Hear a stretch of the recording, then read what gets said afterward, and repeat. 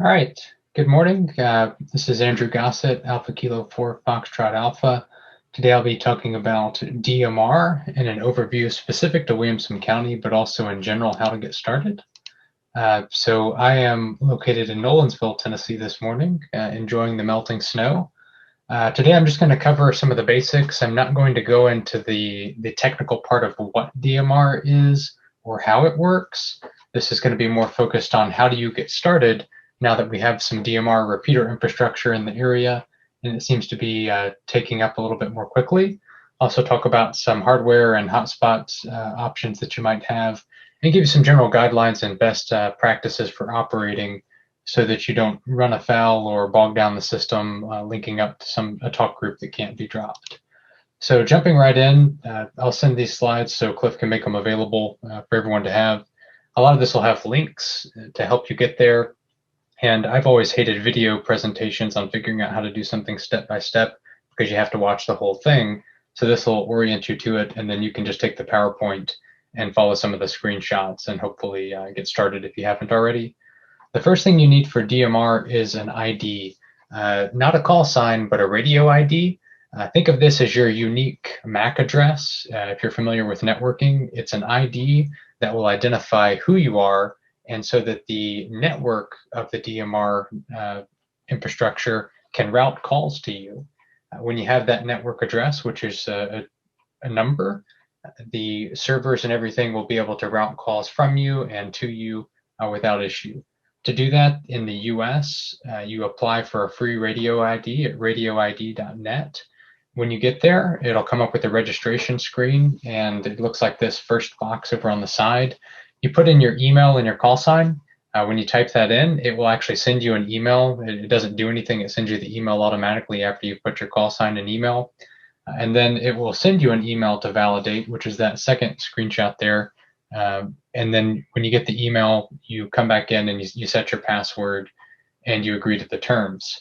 So it's fairly standard. If you've ever registered for a free online account, you'll have no problem with this. The next part is you need to update and upload your FCC official license copy. If you have the paper one, you can scan it in, that's fine. The FCC no longer issues paper copies, so I'm going to show you in a minute how to download an official copy in PDF format. You agree to the terms, and then you'll see that that last box there is the upload.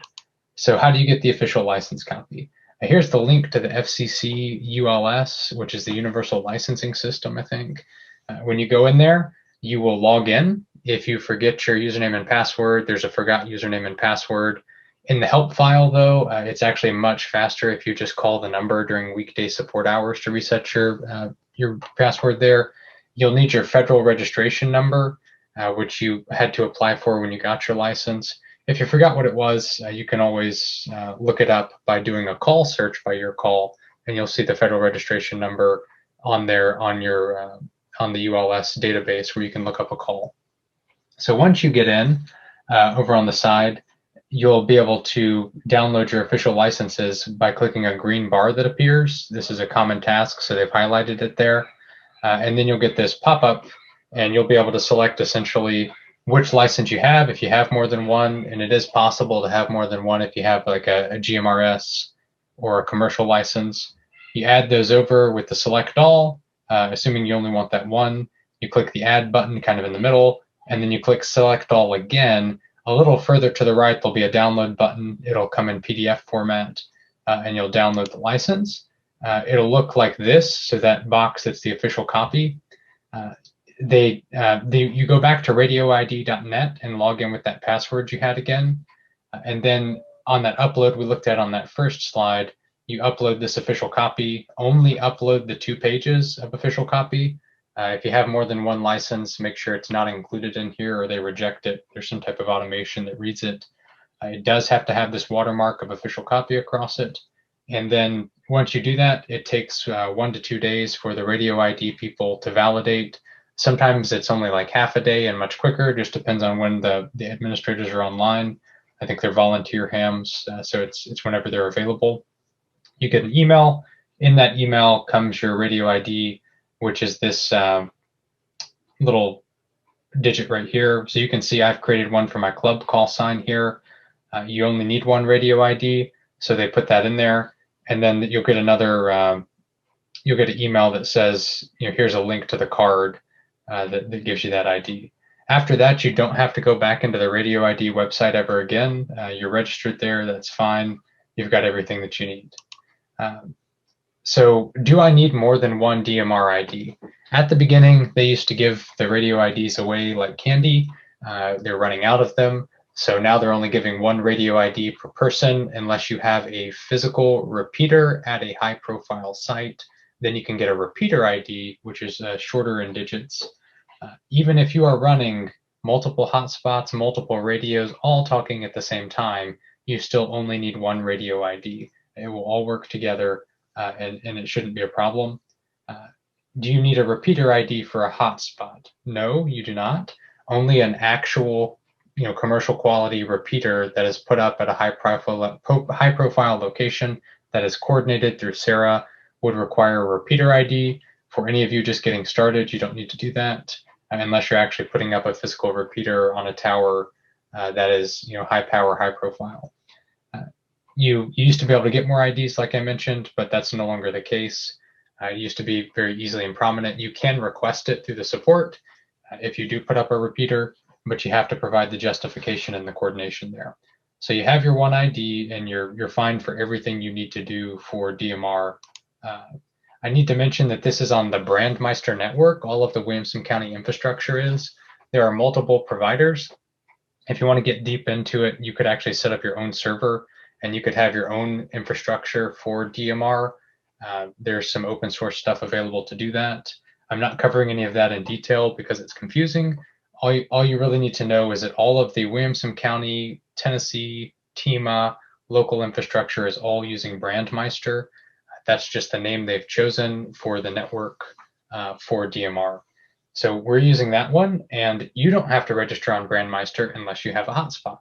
If you just have an HT and you want to talk on the repeaters, that's fine. You don't need to register on BrandMeister. If you have a hotspot or you're going to register anything with the hotspot in the future, I'm going to talk a little bit about how to do that with BrandMeister. So you go to this website here, and you have to register for an account. You have to wait for it to be verified. That usually takes less than a day, but it's not immediate, where they'll validate your account. When you get in there, you'll have something called self-care up in the upper right-hand corner.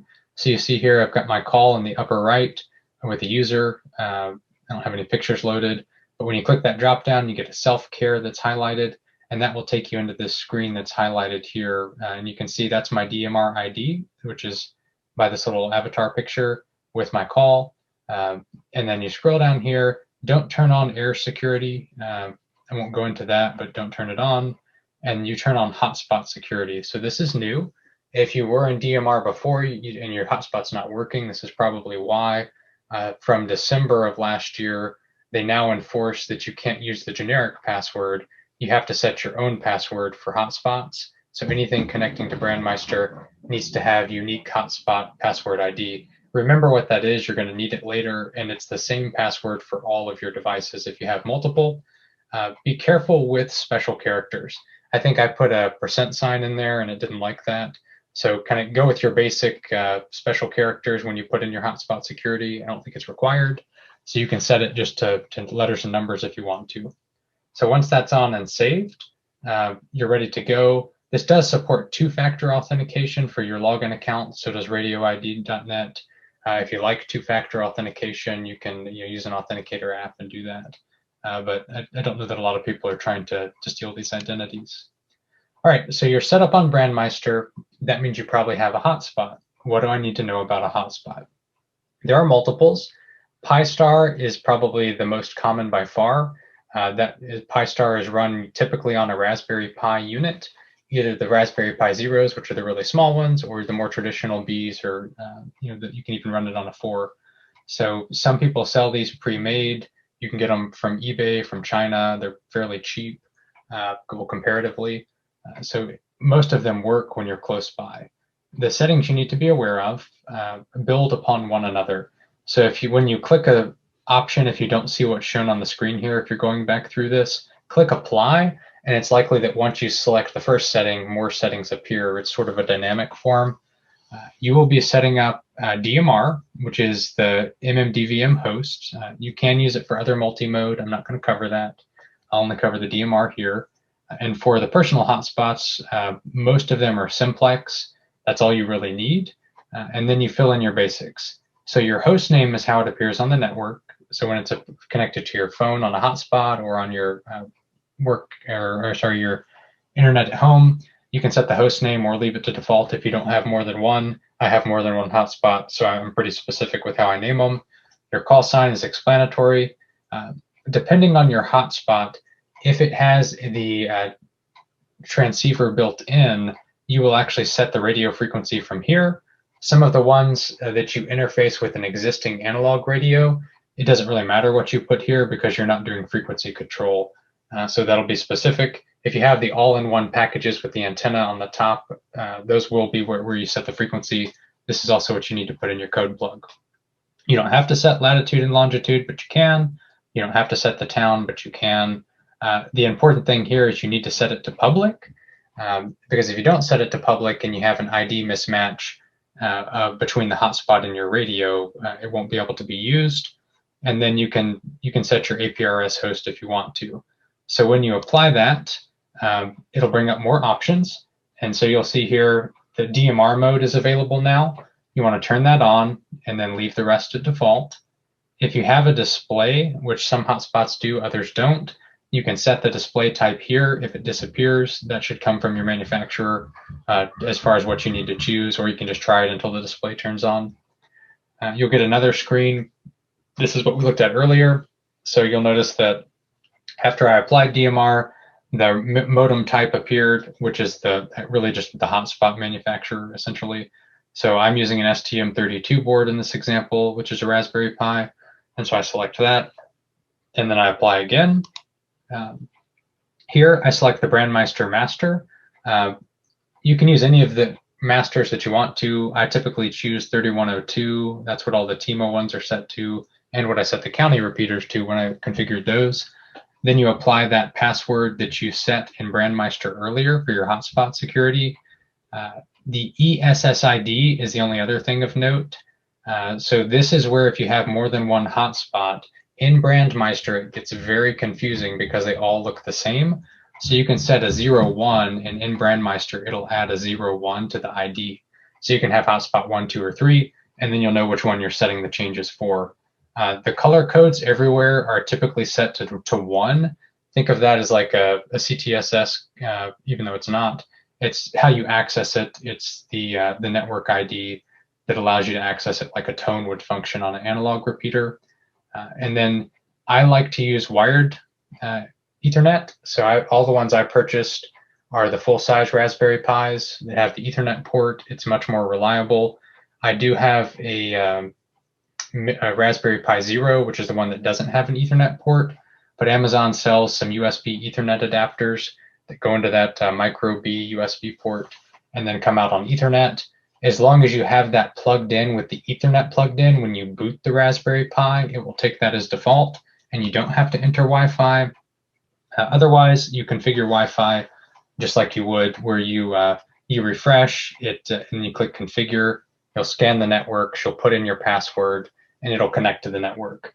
When you do that, your computer needs to be on the same network.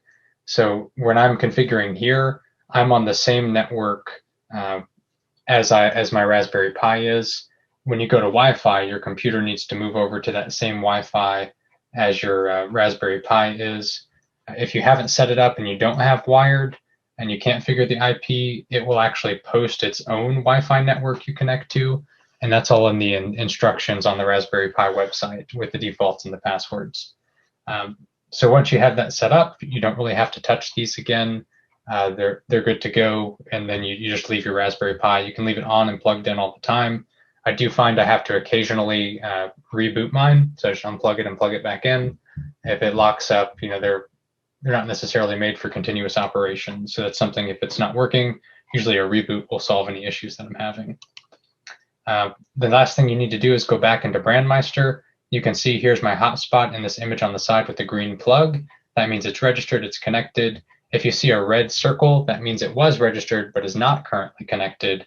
And then you'll notice that 01 that was added on the end on that ESSID field if you had more than one registered. So the next thing you need to do is configure your talk groups. We'll talk more about that in a second, but this is how you get information back and forth. So if you want to have a static talk group, a static means whenever there is traffic on the server, it will put it back out over your hotspot. First to have traffic wins. So if you have more than one static talk group, if more than one are transmitting, the first one that captures the attention of the network will be the one you're hearing, or the last one that you key up will be the one you're hearing. And that's on that net hang time advanced settings that are in the Pi-Star configuration. It's set to 20, so you can adjust that up and down if you want to. You see here, this is the Williamson County talk group. So if you're getting started with us, this is the one I would set as static. It will let you talk to the Williamson County group, even if you're not having success with the repeater or you're out of town. And that works wherever you are, wherever you connect the hotspot to the internet, it will pass this traffic. And so you add and remove those on that static, and you can have multiples, but remember, the more you have, the less of a chance you know which one you're listening to.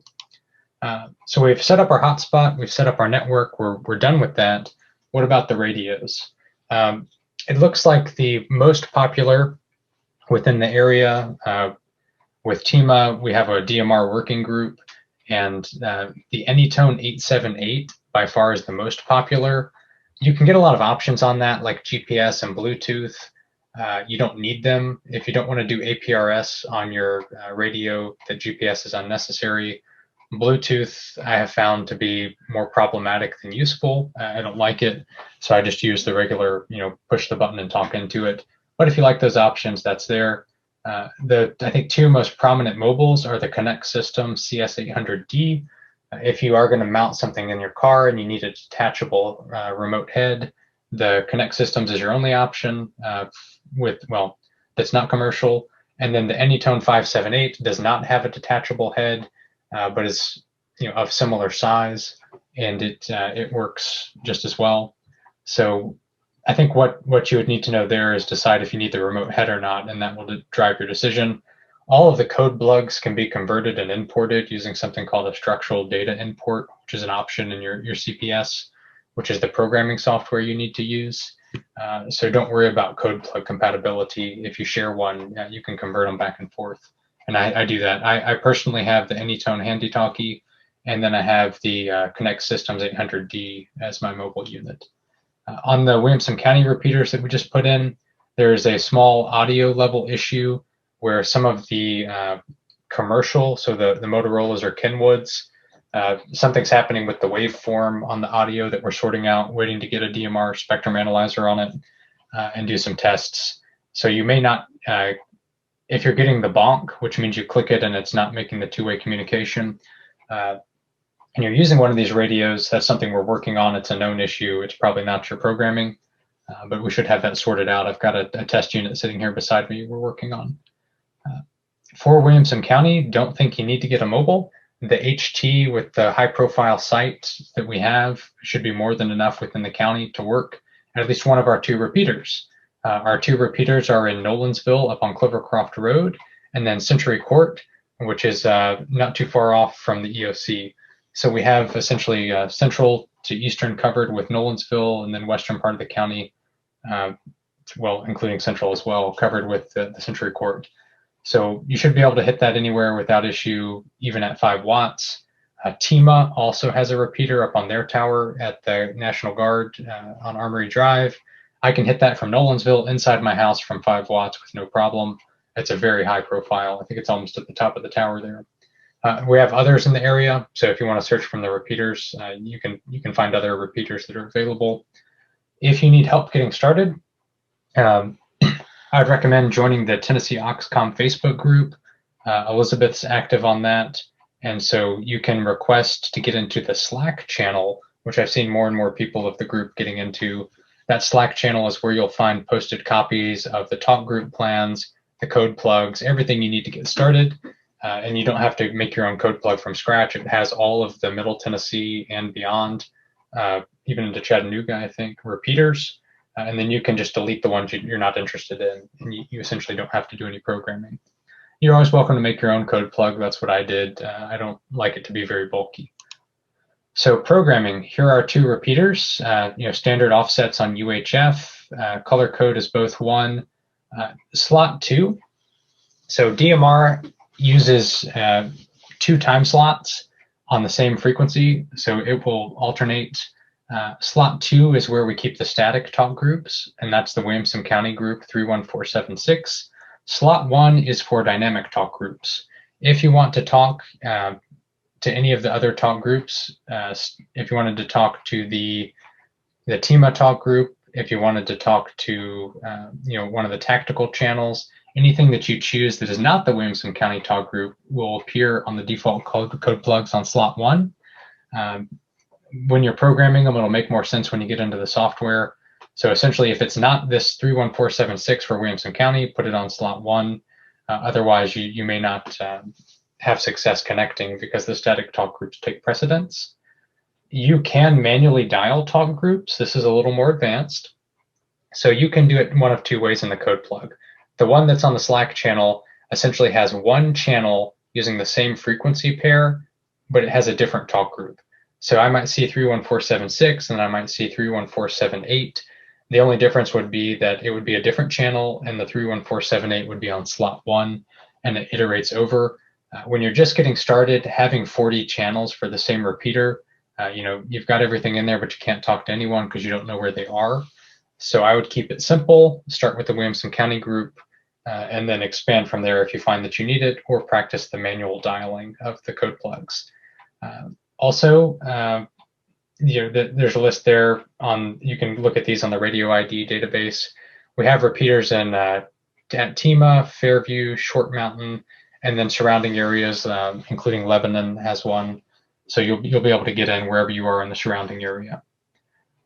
And if you have the professional radios and aren't having luck with the Williamson County ones, while we fix that, you should be able to access the other repeaters. They also want you to use slot 1 for all of your dynamic traffic. Here are some rules of the road. So if we look at repeaters, which is the yellow here, it's a little bit different than hotspot. You can do whatever you want on your hotspot. On the repeaters, there are some courtesies. In slot 2 for Williamson County, only use group 31476 because it's the static, and that's essentially a guaranteed talk path for Williamson County. On slot 1, you can use any of the local talk groups. We have 9990, which is parrot. So if you're doing anything like a test and you want to know if your configuration is good, dial up the parrot talk group. Whatever you say will be repeated back to you after it makes it to the server. This is the best way to test if you've done it correctly and if the infrastructure and everything is working. You can use any of the tactical talk groups, 310 through 319. Those go through the network, so you can have a lot of people on there. And then use the Tennessee talk groups at the right. These are the sort of approved and named Tennessee talk groups. We have statewide, we have grand divisions with mostly weather. So the Skywarn areas go from Memphis. The Middle Tennessee Skywarn is 7.2, 7.3 is East Tennessee. We can crosslink, so 7.4 has some fusion crosslinks periodically. We have our own statewide tactical. We have Williamson County. We have one for general incom, so there's an event or something going on. 31478 is TEMA. I want to pause there. This is monitored in the state EOC. TEMA requests that you not do rag chew on this.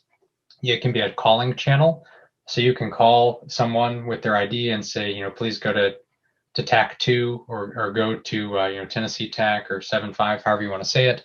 Please don't carry on extended conversations on this because at the watch point, they have to listen to that.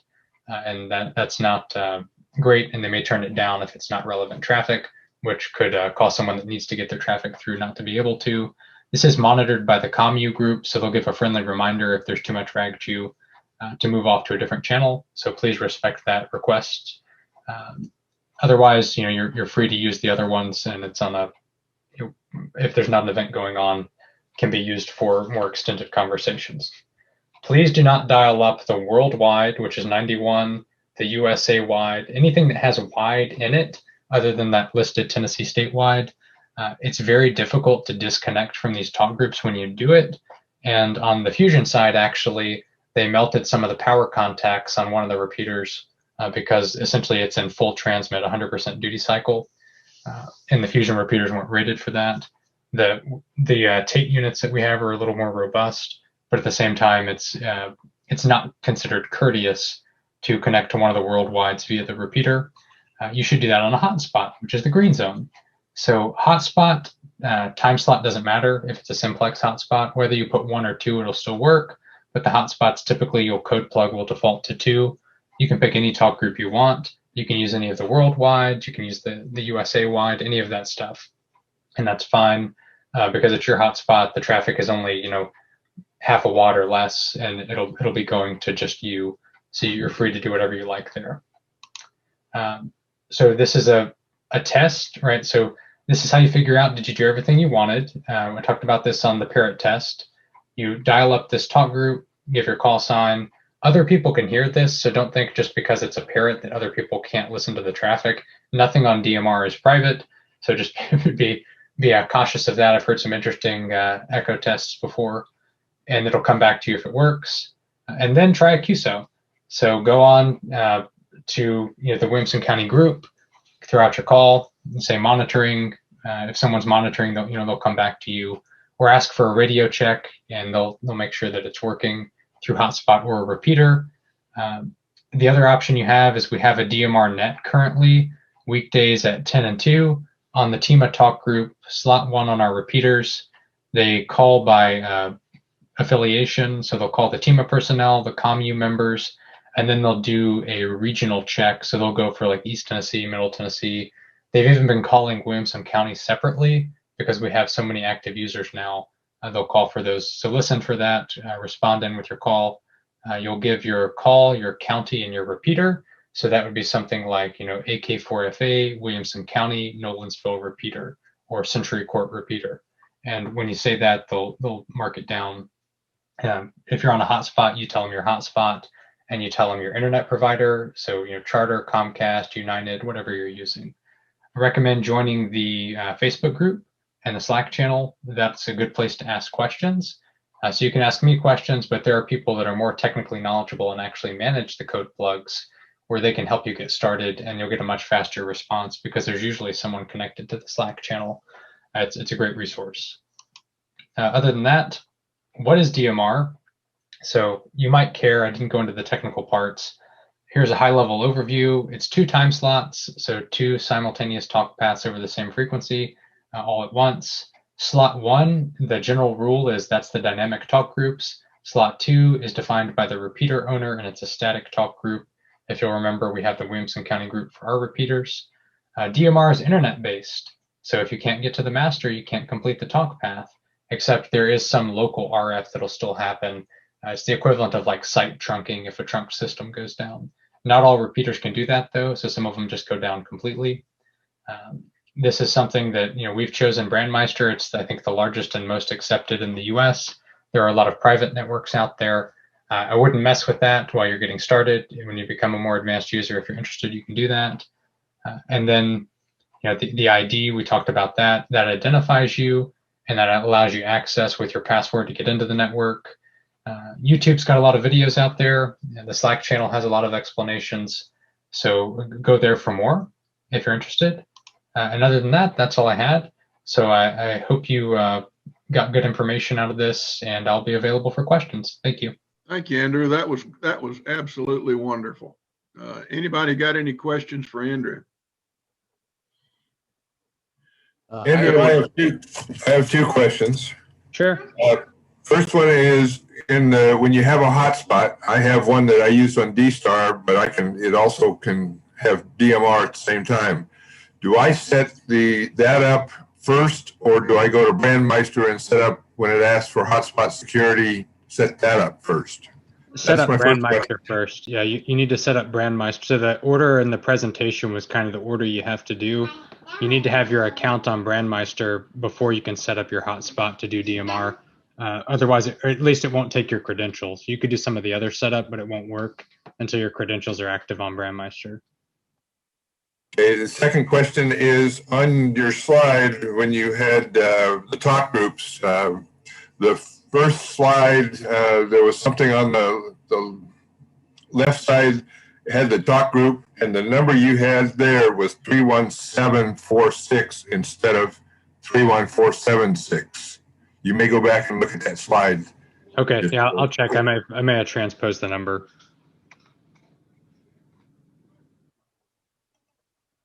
Andrew, you didn't mention our tactical group of 810094 too. If you wanted to have a long rag chew, you could move off to the side. Right. So in the Slack channel, there's additional groups. Every county in Tennessee essentially has their own ID.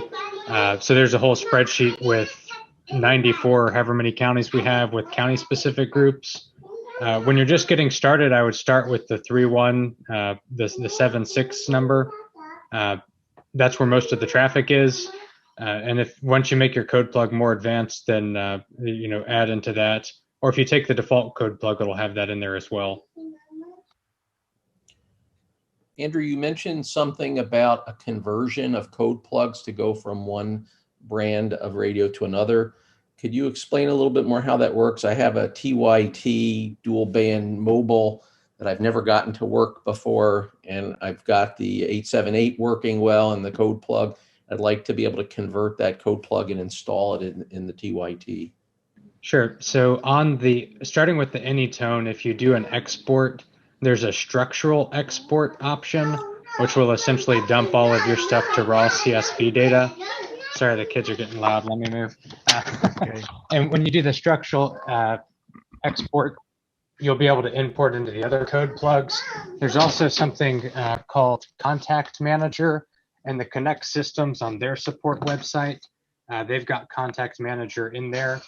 And that's what I use to go to the Connect Systems. I'll take the structural export from the Anytone, and then I'll use that Contact Manager, and it'll convert it to a Connect Systems code plug. Or you just do the structural export, and then one at a time on like the TYT, you would import the channels, you would import the talk groups, you would import the zones, and it takes it to CSV. Sometimes you have to just take the CSV file and reorder the columns. So if you export what you have in the TYT, you'll see the column order, and then you just move your Anytone structural export columns around to match it and re-import. And it's a little bit of Excel work, but it's faster than retyping all of it. Okay, thank you. Great presentation. Hey, Jeff. Yes. If you figure that out, let me know, because I have a TYT also that I have invested more than one day of my life and haven't been able to figure it out. So got my Anytone working good, but the TYT doesn't. All right, I'll let you know what I figure out. Okay, please. One of the radios that we're having problems with, Andrew mentioned some of the professional radios and the Connect Systems, but some of the TYTs are also not able to connect to Century Court specifically right now. Some of them are able to connect to Nolensville, but not Century Court. I know Kirk and Kirk Waters, W4VI, and also Jim Southall, WV4JABs have that problem. And hopefully once we get the audio level sorted out, though, if the Motorola's and the Kenwoods work, the others should too. We think what's happening is that the audio is either being clipped when it's going from the MMDVM board into the tape repeater, because it's traditionally an analog. So we think it might be chopping off part of the waveform, or there's some distortion in there. So we're working on the levels. Once we get that sorted out and it de-ices, we'll go back up the hill and try the same settings on the installed repeaters. But we haven't had any reports of issues with the Anytones. That's likely because their tolerances are a little bit looser from their commercial standard. So they seem to be working. Huh. Andrew, you might check the chat. There's several questions that have popped up there. You've probably answered most of them. Andrew, while you're looking, I don't use Facebook. Is there a way to access that Slack channel if you're not a Facebook user? The Slack channel's W4 CAT. Elizabeth, do you know if you can join it directly? I haven't actually added anybody to it before. It's usually someone else adding it. No, but I've already started, somebody else started a thread on the TN Oxcom group. Okay. Asking to be joined. So if you'll send me your email address, I can then send the invite to the group, to the channel. You don't have to post your email address into the thread. Just private message me. I'll be on the lookout for email addresses from any accounts that are not connected to me via Facebook. I see a question. Do you know how to find your DMR ID? If you go to that radioid.net, there's a database search. You can search anybody's ID by call. You can also search repeaters there. So if you want to see, what's in Tennessee, you can get the repeaters that are registered as DMR IDs. Doesn't mean they're all on the air, but you can at least try that. And if I could add to that, Yeah. That's also the site where you would get the data dump to plug into your radio as a data file. So that way, Yes. when you receive a transmission on your radio, it will actually show up on the screen who is, you'll not only see their radio ID, but you'll also see their name and information.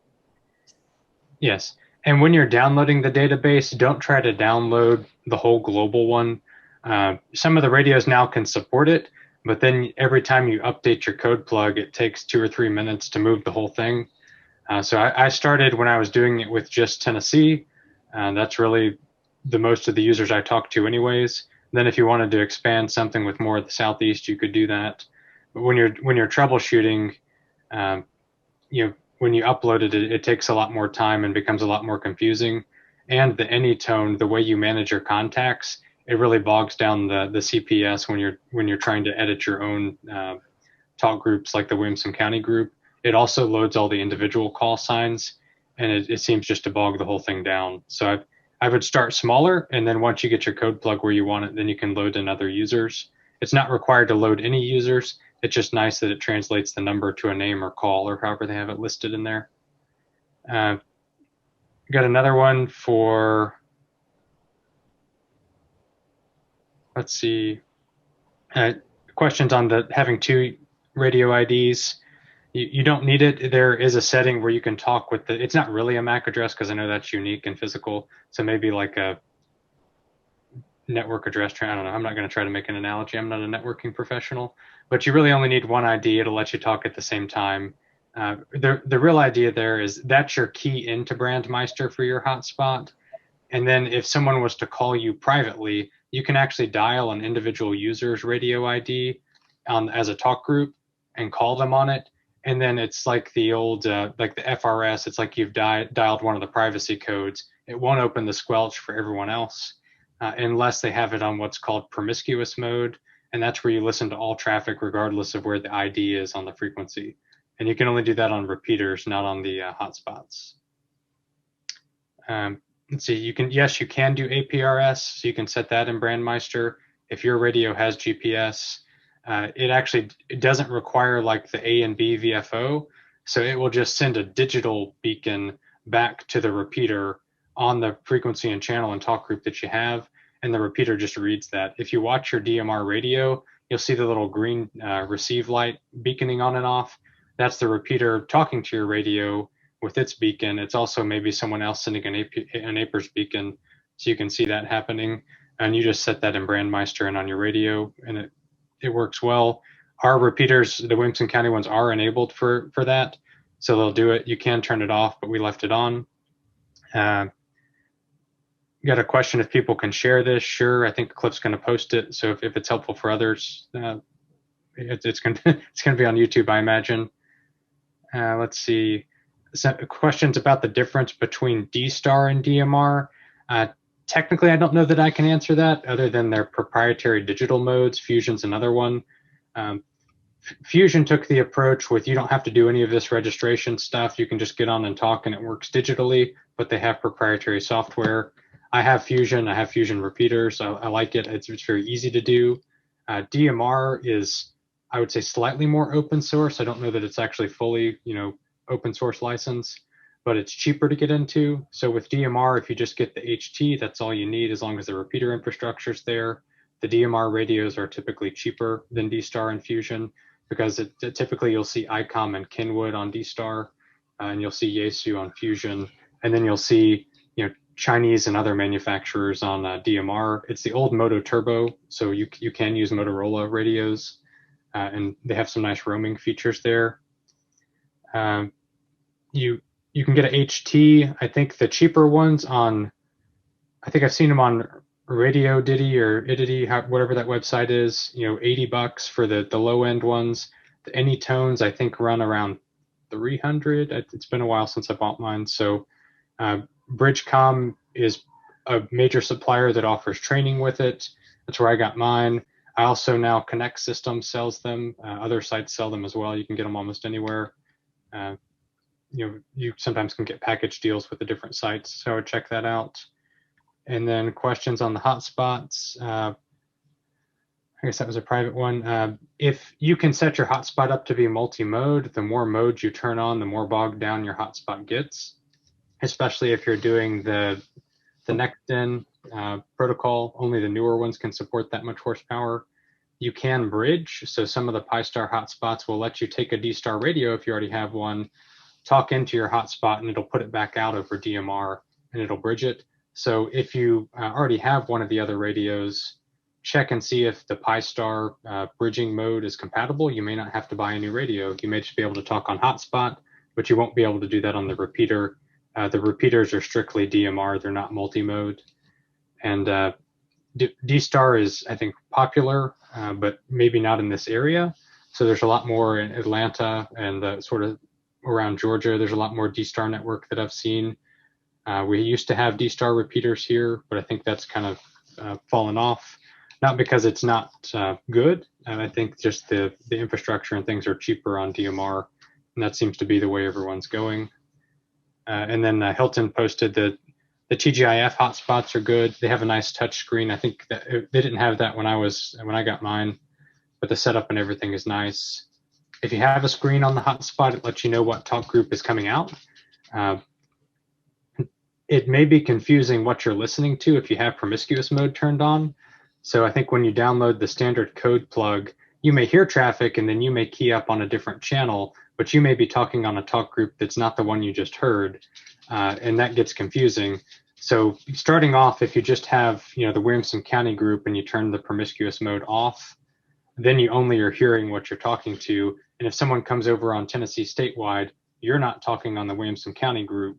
You're keying up other people's hotspot with essentially one-way traffic. That's why DMR is a little confusing, and I recommend just start with the Williamson County group, get comfortable with it, maybe add in the TEMA group and check in on the nets. And then as you get more comfortable with switching between talk groups, then you can expand out. Having, even where I am, having been in it for a little while, I still hate to have 20 channels per repeater. That's too much for me. I don't like it. So up to your personal preference, though. I think that's all the questions through the chat. All right, great. That was an excellent presentation, Andrew. Thank you. Appreciate it. All right, and my call at ARRL, if you need anything, is a good email address.